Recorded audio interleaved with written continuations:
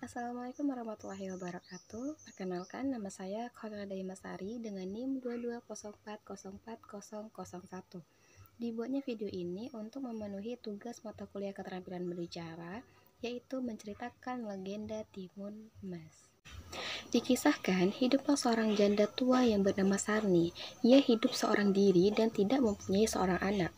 Pada suatu hari, Sarni pergi mencari kayu ke hutan. Selama di pertengahan jalan, ia bertemu dengan raksasa yang menginginkan seorang anak untuk disantap. Tetapi, Sarni menjelaskan bahwa ia tidak mempunyai seorang anak. Kemudian, raksasa itu memberikan biji mentimun kepadanya. Ia meminta Sarni untuk menanam biji timun itu dan menunggunya selama 2 minggu. Setelah itu, Sarni akan memperoleh anak dari timun yang tumbuh.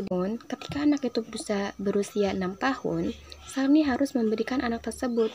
Sesudah menunggu selama 2 minggu, salah satu mentimun itu ada yang ukurannya sangat besar.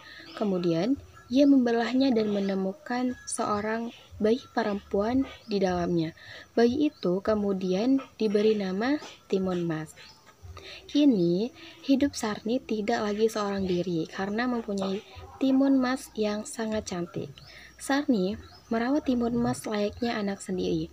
Ia sangat menyayangi anak itu. Ketika Timun Mas sudah berumur 6 tahun, sang raksasa datang untuk menagih janjinya mengambil Timun Mas. Kala itu, Sarni mengatakan untuk menundanya saja karena beralasan akan semakin enak rasanya jika Timun Emas sudah semakin dewasa.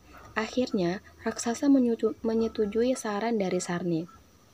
Setelah Timun Mas beranjak dewasa, raksasa itu datang lagi. Namun, Sarni masih saja beralasan agar raksasa itu tidak membawa Timun Mas. Raksasa itu menjadi sangat marah. Ia mengatakan bahwa Timun Mas harus ia bawa. Kalau tidak, ia juga akan mencelakakan Sarni. Sarni sangat gelisah dan takut. Malamnya, ia bermimpi Timun Mas diminta untuk menemui petapa yang ada di gunung. Ketika hari sudah pagi, ia meminta Timun Mas untuk mencari petapa tersebut dengan segera.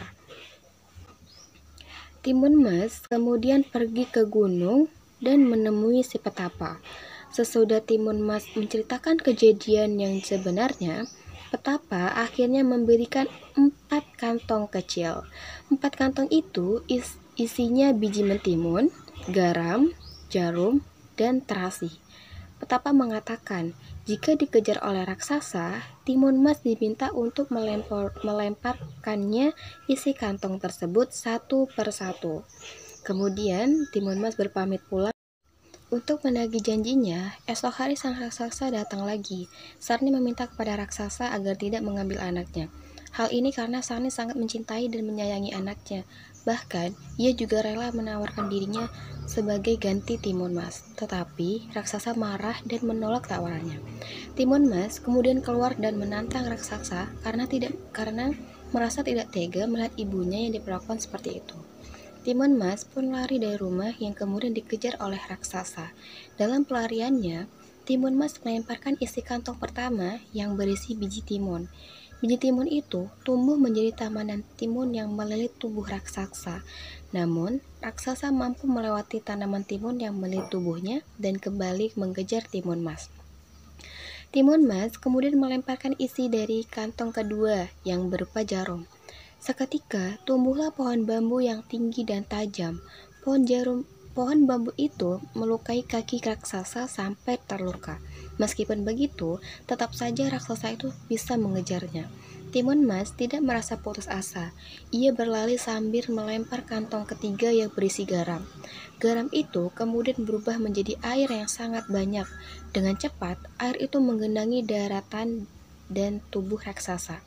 Sang raksasa masih saja bisa menyeberangi lautan itu dengan mudah. Kemudian, Timun Mas melemparkan kantong terakhir yang berisi terasi. Terbentuklah sebuah lautan lumpur yang mendidih. Raksasa tercebur ke dalam lautan lumpur mendidih itu dan mati. Sesudah kejadian tersebut, Timun Mas dan Sarni hidup dengan bahagia.